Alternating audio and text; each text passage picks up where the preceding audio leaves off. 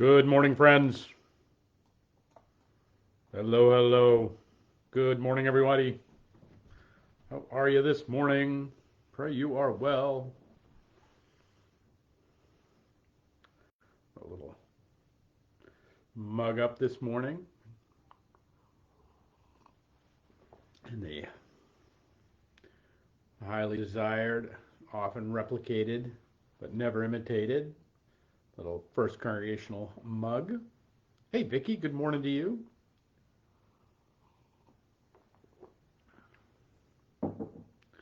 Good morning, friends. How are you?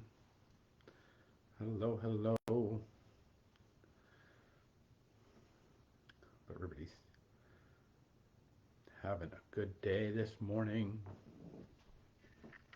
Hey, Jamie, good morning to you. Great to see you here. On time and everything. Amazing. So great to see you.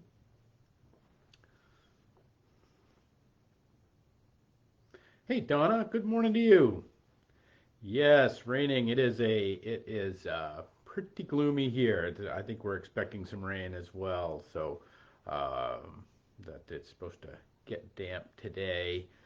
Uh, it is coming into that fall time. So, all right, good morning, everybody. Let's get going. It is the 26th day of September at 11:11, and I'm glad you're here and a part of this journey that we might spend a little time together in encouragement and hope. All right, good morning. This is from First Peter. This is Peter's letter to the church and his encouragement to them. This is in the 5th chapter. It's the 7th verse around there. So he says this: Humble yourselves, therefore, under God's mighty hand, that he may lift you up in good time. Cast all your anxiety on him, because he cares for you. Be alert and of quiet mind. Your enemy, the devil, prowls around like a roaring lion, looking for someone to devour. I always love this image. It's actually a very old image, that this image of the devil, your enemy, prowls around like a roaring lion looking for someone to desire. Not that I hope that happens, but it is so often, I think, how we feel like that things get the better of us, right? Like that things kind of work up on us. We get anxious about something, we get angry about something, we get sad about something, we get worked up in some way about something, and it prowls around, kind of looking to devour us. That it tries to get its claws into us and get us into maybe some what they like to call stinking thinking, get us into some thinking and some negative patterns, get us into feeling bad, and there's this way that it kind of has this predatory and prey idea,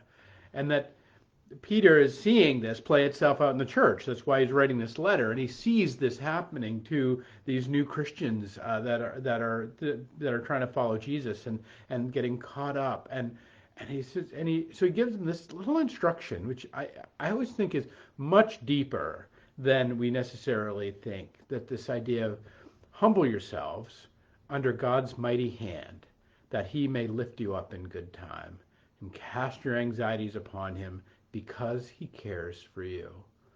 Now, I think there's a real instruction there of what that looks like for us to do that. And it's not to do it in the moment that the lion shows up, because when the lion shows up, when the claws start to sink into us, that's already too late. That these are actually things we can begin to build into our lives. And so what does that mean? What does it look like that we might do that? And I think it's something like this, that when Eisenhower became president, he had he was a general who ran all of World War II.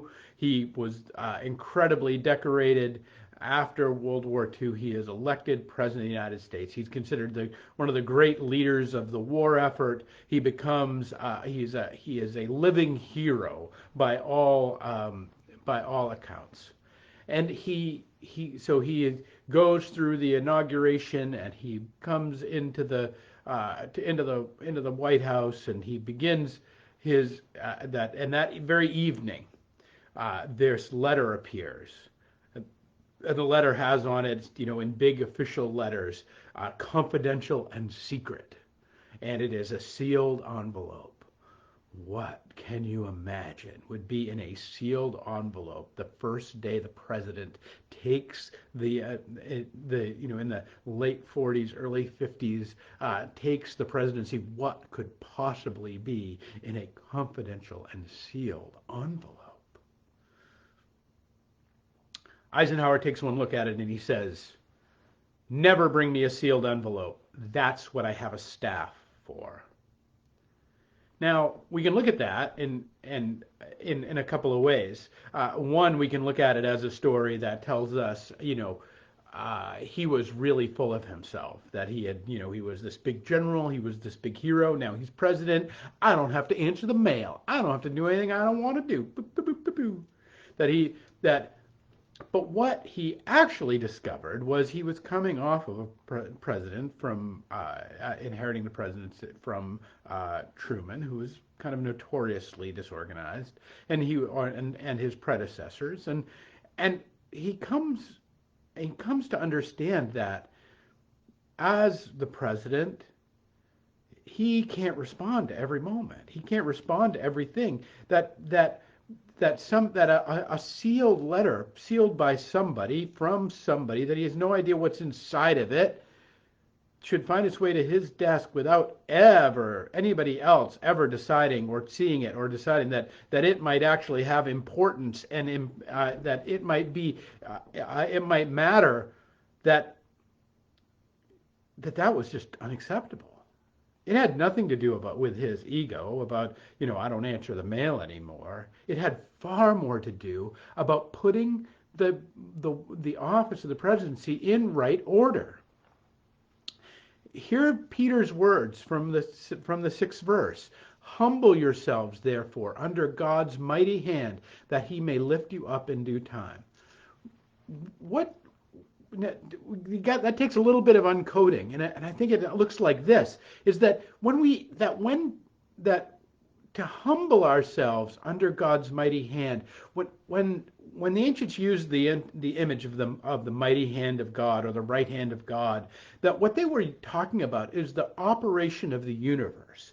They were talking about how things were ordered in the world, that the sun rose and the sun set, that the stars were in the sky and they had a particular pattern, that in the spring the grass came up, and in the fall the grass died back down, and in the winter it went dormant. All of the rhythm of the natural world, but also the rhythm of that also has a rhythm of the spiritual world, that there is a hierarchy of order of angels and entities that flow from God, from God's divine counsel, down into the very lowest and least of things, and that humanity has a place within that, and that humbling ourselves doesn't look like, "Oh, I'm so weak," or "Oh, I'm so humble," or I just don't matter, I'll just do things for other people." It's not that at all. That's not what they're talking about when they're talking about humility. What they're talking about is submit yourself to the order of things.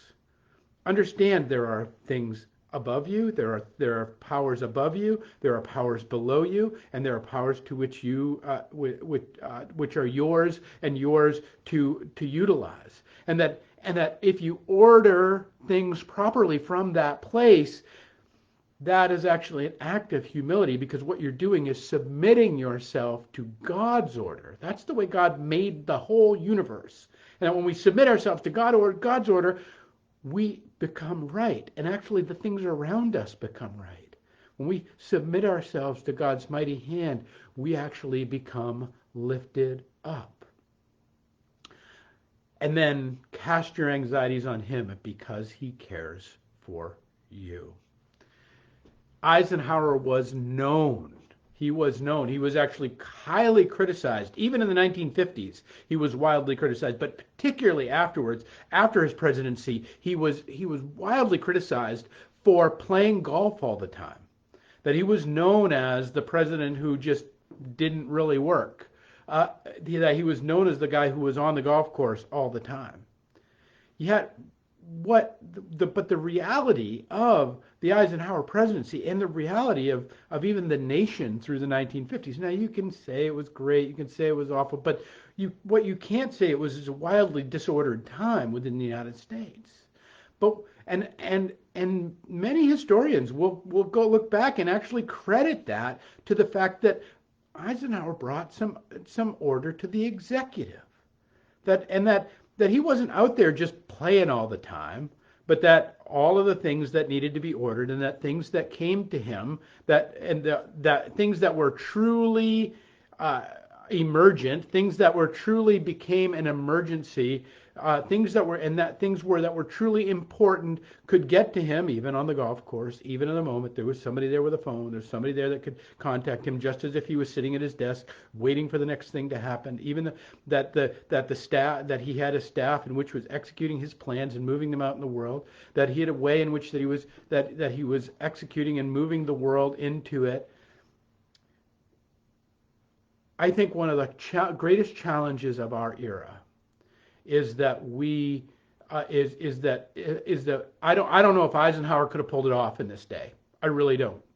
I talked to a mentor of mine who was talking to me about his experience as a minister back he retired in the early 90s, I think, and he looks at, he spends a lot of time with pastors now, or in the late 90s, he's a mentor to a lot of pastors, and he says, I don't know if I could do it now.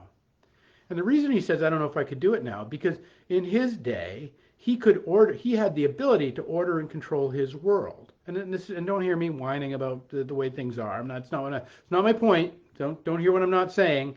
That he says, if there was an emergency, if there was something important, there was a phone, and the phone rang, and he picked up the phone and he talked to that person, and then he made different decisions from that place.